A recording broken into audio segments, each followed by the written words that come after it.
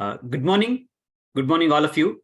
Welcome to this popular series, which is Sunday special 60 minutes with the psychiatry teachers, which is a pan-India platform to share experiences for the teachers of psychiatry with a tagline that teachers make a difference. And this initiative is by Minds United for Health Sciences and Humanity Trust and also Indian Teachers of Psychiatry Forum. Continuing with a series of presentations by Must Enrich Research Grant Awardees, that is Minds United Scholarship for Teachers, MUST, abbreviated as MUST. So we have today with us Dr. Raviteja Innamuri, and to remind you about this particular Research Grant Awards, this is funded by also Infosys Foundation. So welcome to you all, particularly on a Sunday. It's a sincere appreciations for those who have joined this particular session. Myself, I'm Dr. Vinay HR, part of Minds United Trust team. So I'll be giving a brief introduction about today's presenter and his guide. So we have Dr. Raviteja Innamuri, who is currently a consultant psychiatrist and district psychiatrist for Nizamabad. He has previously served as assistant professor of psychiatry at the prestigious CMC Vellore, where he completed his DAPM, DNB, and MD in psychiatry. Dr. Raviteja has done his postgraduate diploma in medical law as well from National Law School, Bangalore. He is the director and co-founder of the Lexicon Medical Magazine and academic coordinator for the Training Initiative for Psychiatry Postgraduate Students, which is abbreviated as TIPS and popularly known among postgraduate students. He has won many research grants awards from ICMR, New Delhi, NIH, USA, R.N. Murthy Foundation, and currently the Minds Trust from the Minds Trust, Mysore. He enjoys teaching, empowering patients, and believes in holistic patient care. Though his current position as district psychiatrist, he is on a mission to take mental health to the grassroots. And today, he'll be speaking about our psychiatric PGs willing to come back to medical colleges. So with him, we have his guide and mentor, Dr. Shiva, who is a professor of psychiatry at the Government Medical College, Nalgonda, Telangana.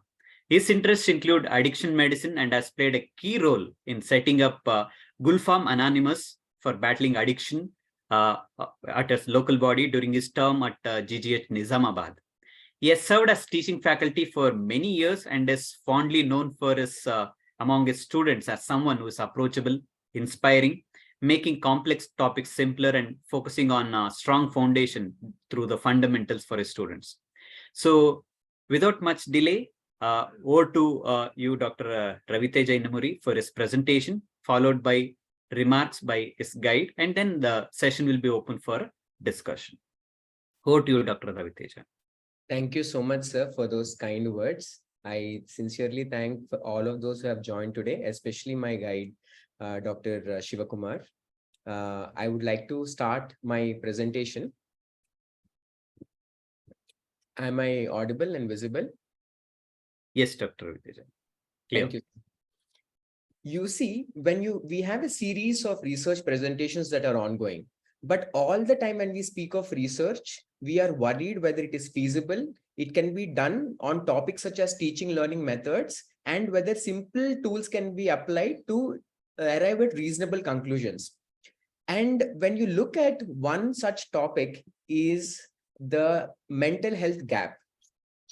Across different studies, being the NIMHAN study or the global burden studies, and you always consistently have this number that more than 10% of Indians are suffering with mental health disorders, not symptoms, not traits, but clear disorders. But now we have a statistic that is quite glaring, an elephant in the room, that we have only 0.3 psychiatrists for every 1 lakh patients, while WHO recommends at least 3 or more. That is, we need at least 10 times more the number. Now, it looks like several governments, including lobbied by private bodies, are in a mission to exponentially increase the number of medical college. To make a point, in Telangana, there is a mission to make 1 new medical college in every district.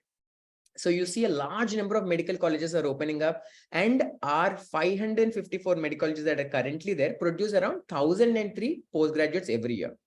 So now when you have these expanding medical colleges, you have new psychiatric departments that are opening up, but everybody fails to ask this pertinent question: do we have enough teachers to produce these psychiatric postgraduates, to train them and to make them competent psychiatrists and mental health professionals? Most importantly, you're looking at the environment in which these postgraduates are completing their training, and after graduation, are they actually willing to join back these medical colleges? It is known that medical colleges are perhaps the largest employer of psychiatrists in our country. But when you ask any psychiatry PG, especially in their final year, what they're thinking of, more likely or not, they tend to explain why they feel private practice is a better option. And they're quickly going and congesting the existing market in the urban areas, while there is a huge dearth or gap, especially in the rural areas. And this is a vicious cycle, but we are somehow not we have somehow not questioned, and there's a dearth of studies that explore why postgraduates want to go back to medical colleges. Why do they not want to go back to medical colleges? Do they want to be teachers to hand over this to the next generation of doctors, especially the soon to be or wannabe psychiatrists? So the aim of our study was very simple. We wanted to explore what are the barriers, what are the facilitators for faculty posts among psychiatry postgraduates in India. So this was the proposal. My guide from Minds team, Professor Kishore, sir is currently busy with other commitment as he's traveling, but we had a very wonderful deliberation on what would be a more pertinent topic, because the grant wanted us to focus only on teaching scenarios, learning methods and methodologies. And so this was a beautiful topic, we thought, at that point in time while I was at Vellore. So it was a very simple model. We used the online platform. It was a cross-sectional study. We designed a self-reporting questionnaire as a Google form and simply circulated through various WhatsApp and Telegram. It was a time around COVID. There was a huge number of online studies that was convenient, but this was one topic that not many were thinking of and many thought of, but we grabbed this opportunity to study it. There were a large number of groups everybody was aware of. In fact, there were enough studies in IJPM and all that talked about the problems with these online studies, including how it avalanches into a certain biased population, etc., etc. But we'll see what our results gave us. So it was a convenient sampling method. Anybody who land on the link who is a consenting postgraduate from any year of postgraduate training, including DPM, MD, DNB, could be enrolled. And we send one reminder once a week on all these groups that we shared. The time frame was for a period of 1 month, that was October to November. So basically, actually around 6 to 8 weeks. And every group we shared, we reminded that group once a week for the next 4 weeks. So what was this questionnaire? Again, very basic questionnaire using multiple choice and some open questions. First, we wanted to know who these chaps are. So we had this basic socio-demographic data, some details of the course, and what medical college they were and where is that medical college. Then the next step was we went to asking how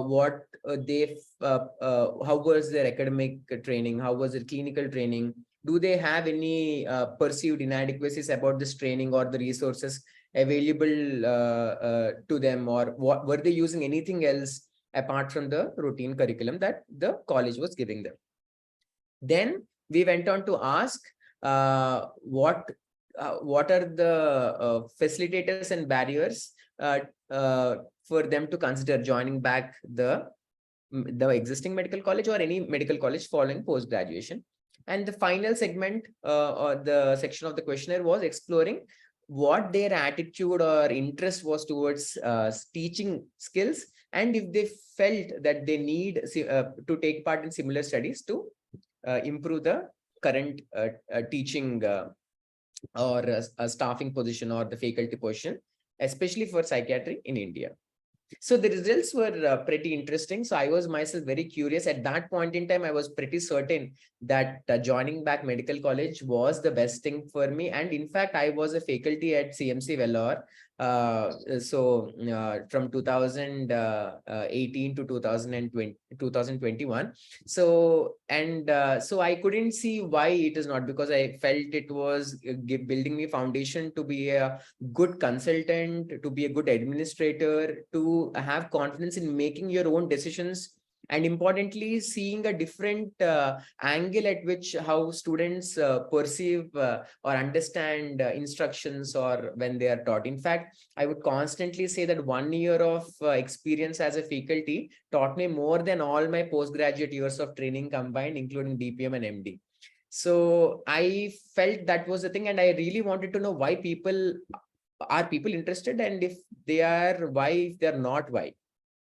So we closed it with the 101 participants, and the majority of them were female. In fact, if you remember the initial sessions of Must Enrich, and we can easily refer back to on YouTube, when Dr. Nimi presented her presentation or Dr. Sharmista presented her, we increasingly looked at statistics, and it was very clearly skewed towards the female population. And now, not surprisingly, nearly 80% of some colleges have women who are MBBS students, and invariably you have a skewed population, especially for psychiatry, a branch like psychiatry where there is a lot of feminine side, I believe. So you have again a majority, 55% were females.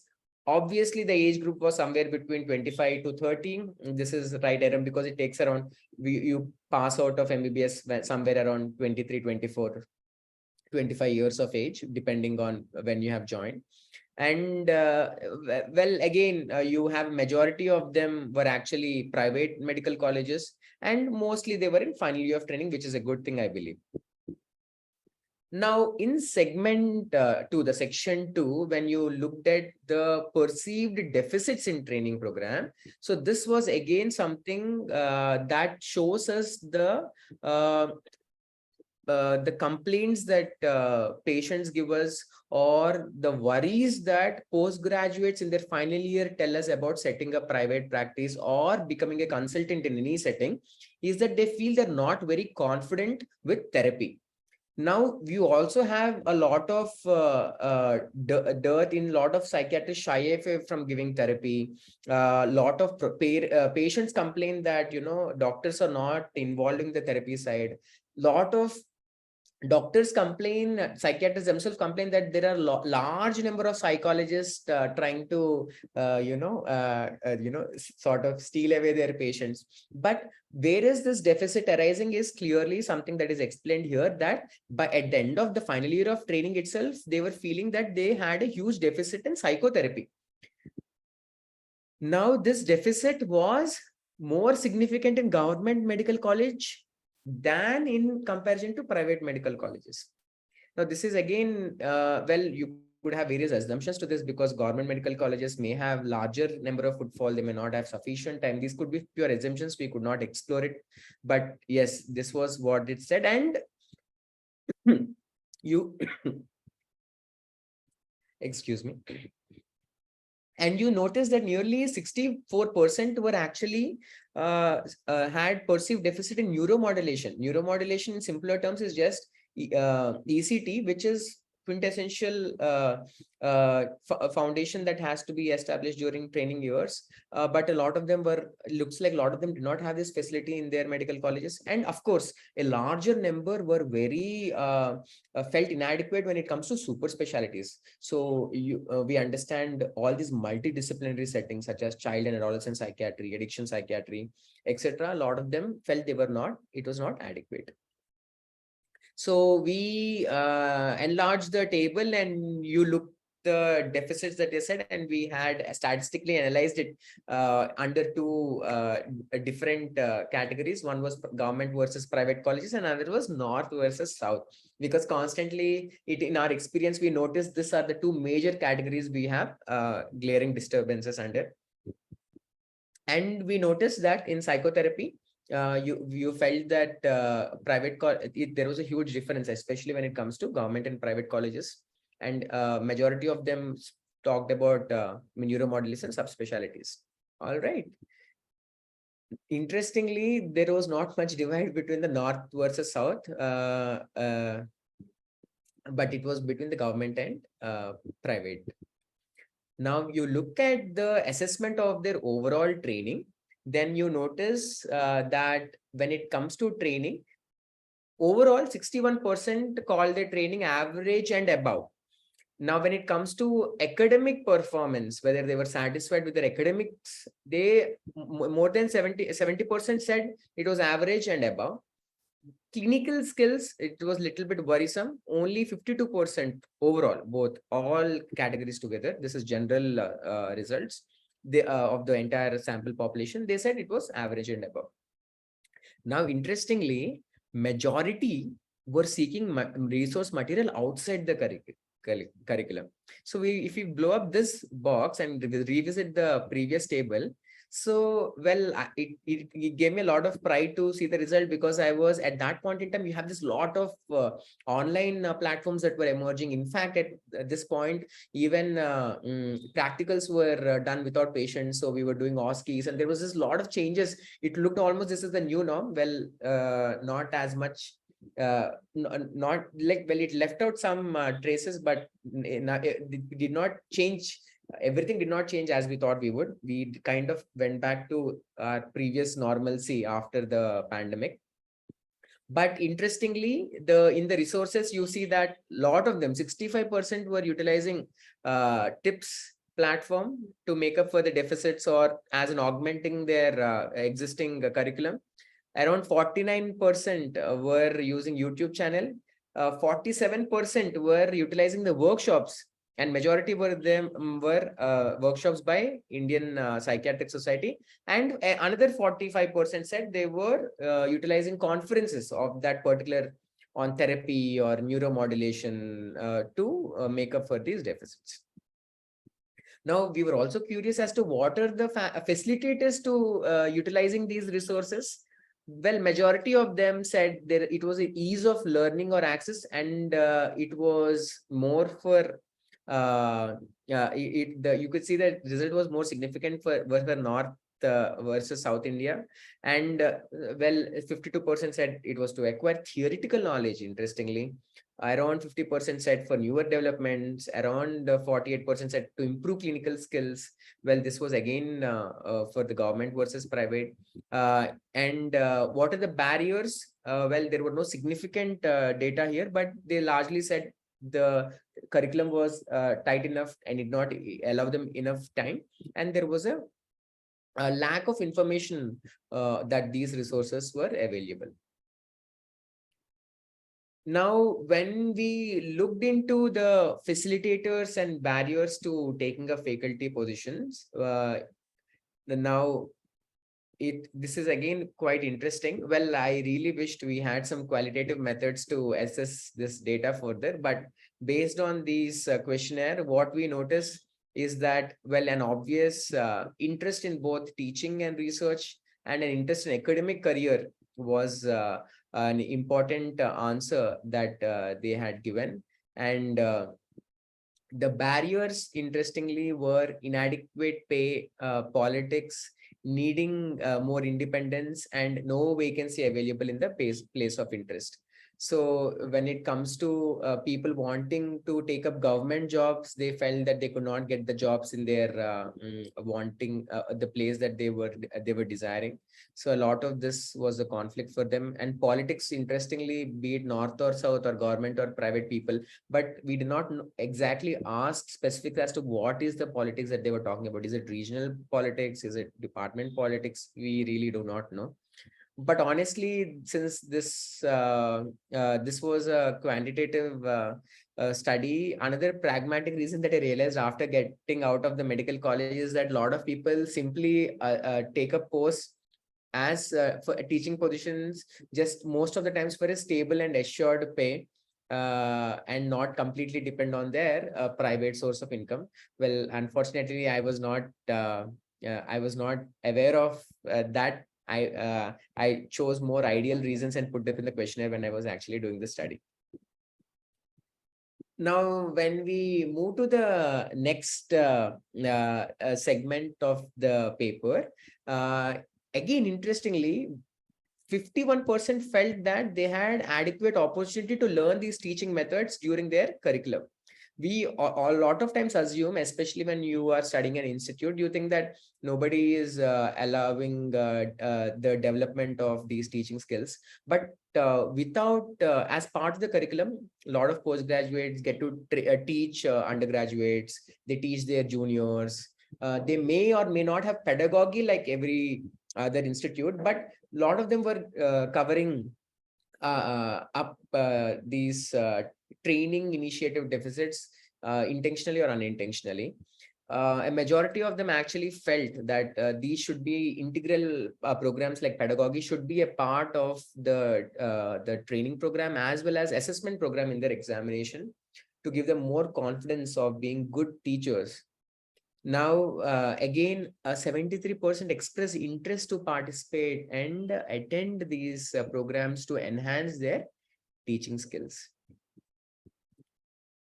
So overall, we ended on a very positive note. We assumed actually that people are not interested to join back medical colleges. They are only looking at money as a key outcome variable, and they will flock to private practice.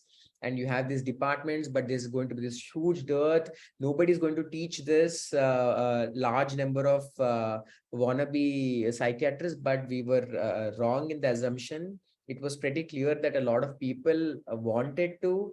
There were few issues that could be modified and resolved. And interestingly, they were all also looking forward to learning from resources outside their curriculum, even to improve upon these skills and overall learn psychiatry as well. So, so we see that there was significant difference based on the geographical region or affiliation. We also know that majority of the colleges are located in southern India. So the quality of the training may further vary based on government, private affiliation to state, central, or deemed university. So so much of statistical adjustment could not be done. Yeah, despite many popular assumptions between government and private versus private medical colleges, there was no statistical difference in the overall quality of training, be it academics or clinical skills. This is a very another interesting finding. May probably psychiatric PGs may use this data to decide when, because a lot of the times when you look at decision of joining a particular medical college, initially, even when you look at the way they put up the list, they say no, government medical college is definitely going to be, the training is going to be superior, and they tend to join that. But here we are clearly seeing that government medical colleges and private college, in overall quality of training, there was no statistical difference. And in fact, there were deficit areas that government medical college psychiatry postgraduates are reporting that private medical college students, especially in terms of therapy or neuromodulation, were more confident about. Well, yes, there are a large number of steps that are being taken by our fraternity, which we need to appreciate and acknowledge. One, because there are very few psychotherapy programs, structured psychotherapy programs being offered by colleges. We have this newly established psychotherapy subcommittee by IPS. Neuromodulation, which is another thing that we felt was worrisome. Now we have various workshops that are being hosted by AIMS, Delhi, and NIMHANS, Bangalore, but it may not be sufficient to cover all the current psychiatry postgraduate students or practicing psychiatrists who may not have access to ECT or other neuromodulation methods in their colleges. There is an increasing use of resources beyond their training curriculum, be it tips or virtual knowledge network from NIMHANS. And we need to acknowledge that these have received a huge boost during the COVID pandemic, and they are more likely to here to stay. And more importantly, that the current teachers need to acknowledge this and perhaps adopt in their current curriculum as well, so that they make their curriculum more complete and the students need not confusingly search for other augmenting methods or programs online, because we must understand that once they start relying on a program completely or partially, the curriculum suffers because it will start to overlap and they do not know what to exactly follow, and they kind of find it they increasingly overwhelming to stick to both. So they need to incorporate these popular curriculums in popular resource material into their curriculum, which is maybe a good thing for faculty to consider. So, unlike the assumed popular reason of lack of infrastructure, disinterest in academic research, the reasons actually for psychiatric postgraduates considering or not considering joining back medical college was politics, and the decision making capacity to make more independent decisions was the more they were the reasons given rather than other things such as research or infrastructure. Well, and then so we were able to arrive at these few conclusions. One, that there is an definite inequality of education of psychiatry for postgraduates in India, and this was based on government, private, north versus south. Irrespective of these disparities, majority of the postgraduates postgraduate students reported satisfactory training and were using various online resources to make up for these perceived deficits. Majority were also willing to consider taking up teaching and academic positions following graduation. And interestingly, most are confident about teaching skills and are actually further interested to enhance their skills.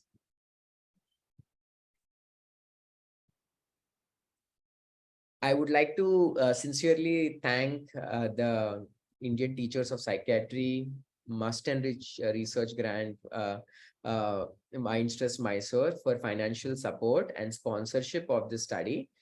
We have no conflicts of interest, and we were able to successfully publish this study also in the International Journal of Health and Allied Sciences, published by Elsevier.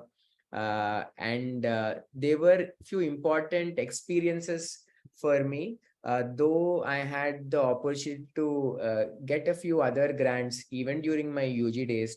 Especially I was able to get short-term studentship twice during my UG days, which is sponsored by ICMR.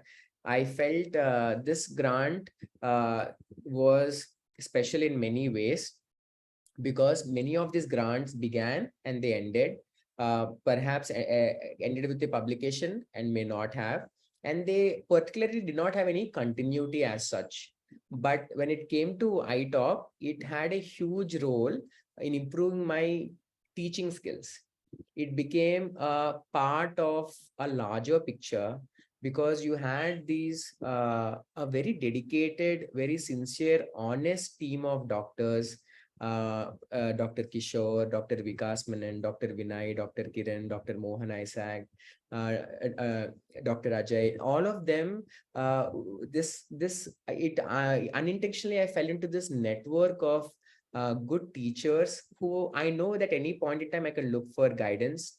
They themselves are a part of a large network of teachers across the country. And so when I was migrating from Vellore, so Dr. Kishore assured me that don't worry, you go anywhere, we will put a good word for you. So that was very reassuring, though I did not continue in the as a teaching faculty, because I took up another mission. It also enforced a confidence that conducting a study on teaching learning methods is quite possible and not very difficult as I thought it would be, because it's very easy to take up a clinically relevant question and do studies. You're more trained to that. It also enriched my CV, and it resulted in a good publication with the guidance of Kishore sir and my co-guide who was kind enough to be here. And like I said, it was a beginning of a new journey, because see, I was a grantee of this grant. Then later on, they made me a co-guide in the next year. Then they asked me to be a national coordinator because they needed someone who had an experience with Must Enrich grant, so that you could encourage more younger researchers, or spread the word of the program that there was a initiative with a good intent. And I also, and eventually then they wanted this to us to present this as a series of YouTube or across these conferences in India, including various teachers, and they asked me to coordinate these programs. So there is always this constant learning, and I don't see any other grant that led to a continuity of enriching and teaching experience. So these are a few of my experiences because of this study, and I really thank the Mindstrust stream for this opportunity. Thank you for that interesting presentation, Dr. Raviteja, and also summing up your experiences. So over to you, Dr. Shivkumar sir, for your remarks on this guiding of this particular topic project. Thank you, sir. Thank you for those nice words. At the outset, I want to thank Mind Trust team, for giving this opportunity to interact with the esteemed group, and thanks for granting the scholarship for our research paper. And then when actually Ravi had collected the data when he's in CMC with Dr. Kishore sir, and then when he was in Nizamabad along with me, when he discussed about the title, I found it very innovative, to know the perception of postgraduate students for choosing career, like medical teacher as a career. And then I never came across those such kind of papers on PG's training perception and all. And so I found it very innovative. And then later, when we started doing the statistics and we are seeing the results, they were also very interesting, as most of the students felt that their training is adequate and want to take up teaching profession. Like usually, like in Telangana and all, we see like students coming and then talking of getting into practice, or going out of country, like for US or UK and all. But when the studies has come up, it's clearly shown that they have interest and they want to join the faculty. And then another important finding which I felt was very interesting is the use of online resources like virtual knowledge networks from Enhance or tips. And students are they're using them, and that is helping them to cover up the deficits which they got. It's a very interesting thing. I think it's high time, like we are using all technical things, and then apart from routine teaching, these things are also helping the students a lot. And I feel this paper is like a pilot project. More number of papers should come on postgraduate training, so that with more number of subjects, as we have found, like there's certain differences between private colleges and government medical colleges. A lot of myths are getting busted. So more number of papers with more qualitative analysis and good number of subjects, I think this will further help us to structure the curriculum for postgraduate students. And then the deficits that we found in the study, like lack of training in psychotherapies and neuromodulation, need to be addressed. And then probably, like as IPS initiatives are there, so have more number of such kind of workshops to enhance our knowledge, and also training faculty on regular basis. That also will help. Like even NMC has given up so many things. Now we need to have a basic medical education as is a part of this, and also like research. Also, we need to clear the exam. Postgraduates should have to in like NMC has made very mandatory. Like if you want to appear for PG examination, you need to have the basic research methodology thing has to be clear. So I think those initiatives are also helpful. And another important thing, like what I feel is like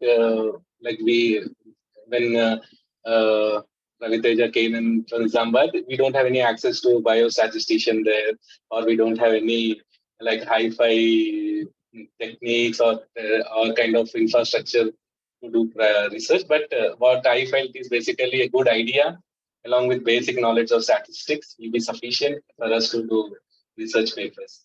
And then I want to congratulate Raviteja for this good work. Thank you all. Yeah, thank you, sir, for those remarks, and congratulations, whole of the team who could finish this particular project, which is quite interesting.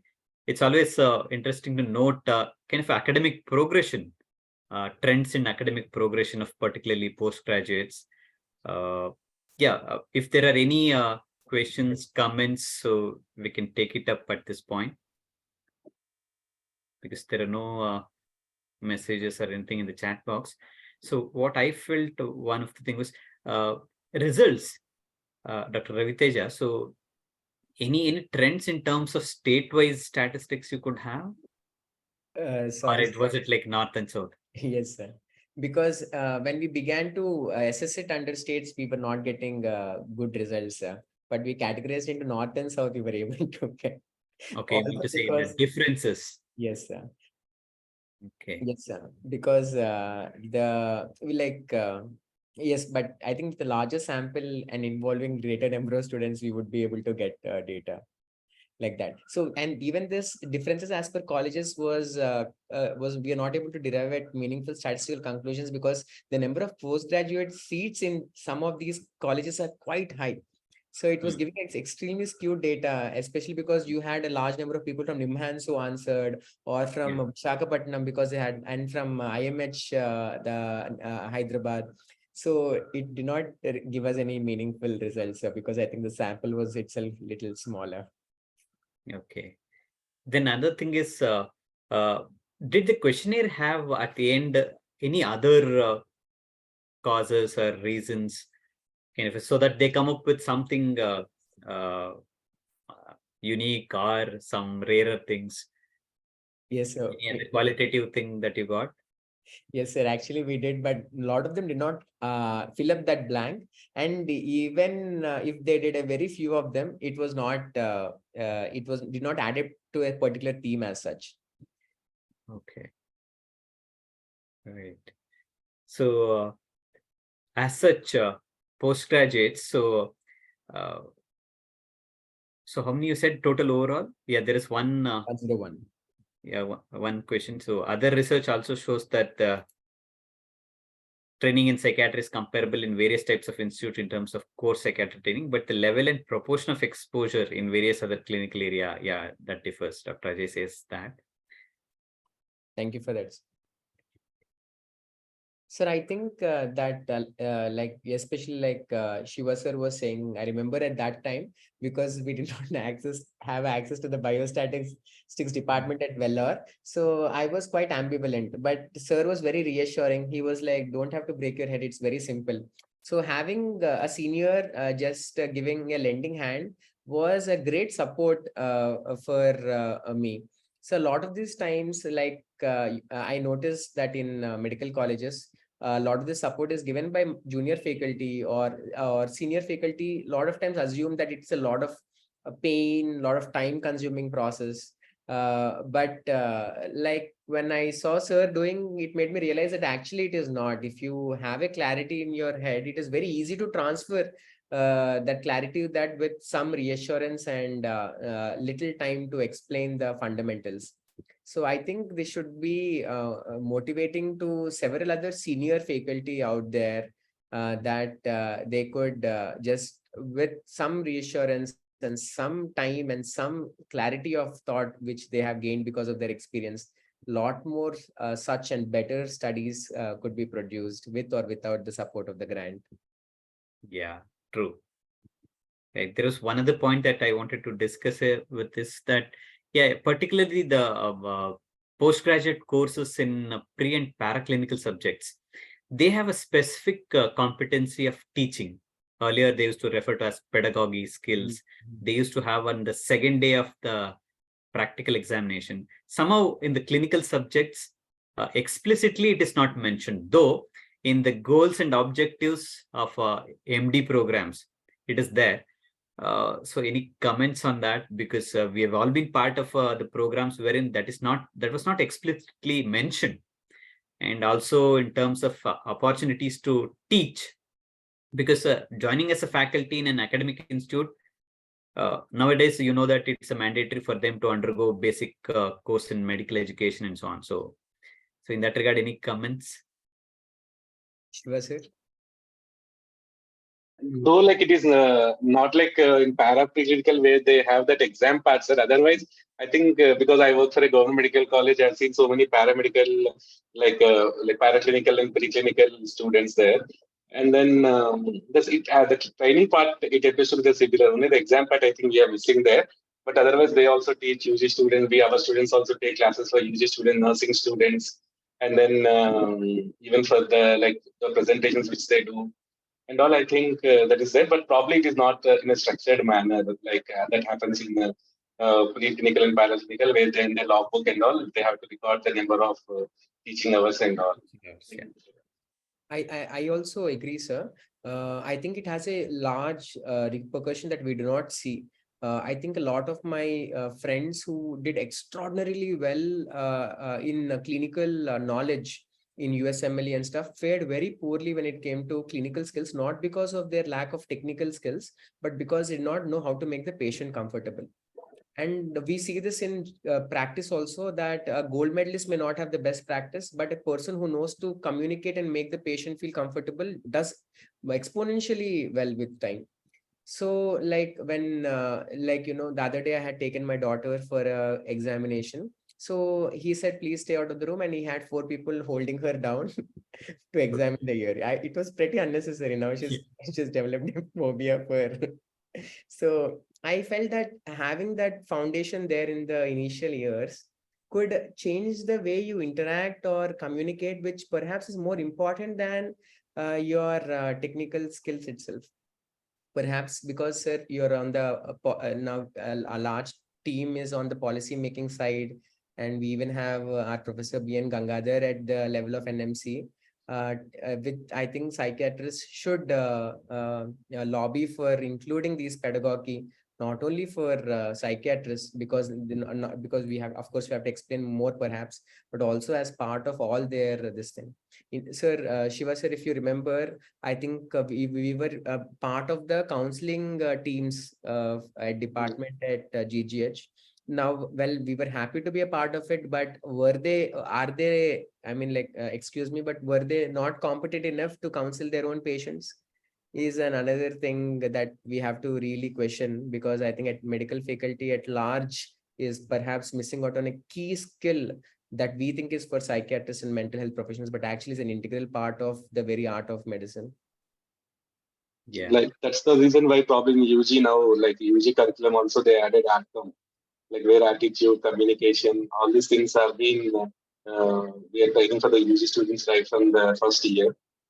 So that is there. Then, but there is a notion like counseling means psychiatrist has to do.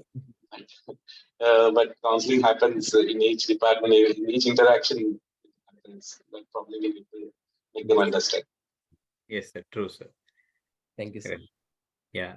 Any other comments or final remarks, sir, before I conclude it? Thank you, sir. It's okay. Yeah. Anyway, so we have come to the end of this program, though it's bit, I mean, still 10 more minutes are there. Fine. It's okay. It was a crisp. And there is one comment from Dr. Ajay. How much of a type of a clinical rotation may impact on training? Sorry, sir. Thank you for the question. When you say type of clinical rotation, can we know what you are meaning, sir? Is it the duration or child psychiatry, yeah, psychology, family therapy, and so on? So is that Dr. Ajay? Yeah, yes, sir. Basically, there is a different type of clinical rotations in different institute. Like for example, inter-unit rotation, and then there will be a time-based clinical rotations. So institute which has a larger area means they have distribute the resident in a wider area. So they usually do a time-based clinical rotation. So does it help or it affect the any like kind of a level of trading in PG? yes, sir. Looks like we have the question for the next study. Okay. Yes, That I am already doing that, so I ask. Right. I mean, there will be definite kind of an impact, I believe, because one is within the units, it gives exposure for different styles of consultants and the approaches. Obviously, that's the beauty of it. So in a medical college, so you have different consultants with approaches, school of thought. So that's a richness of it. And apart from that, yeah, obviously, the more different types, like for example, child psychiatry, family therapy, and uh, yeah, psychology as well. So that gives a kind of a multi-dimension to the role of a psychiatrist, be it a clinician, counselor, a teacher, right? So I think personally that there is a definitive impact. Maybe we'll wait for Dr. Ajay's research results. So if there are any other interesting phenomenon that comes up with. Thank you, sir. Yeah, right.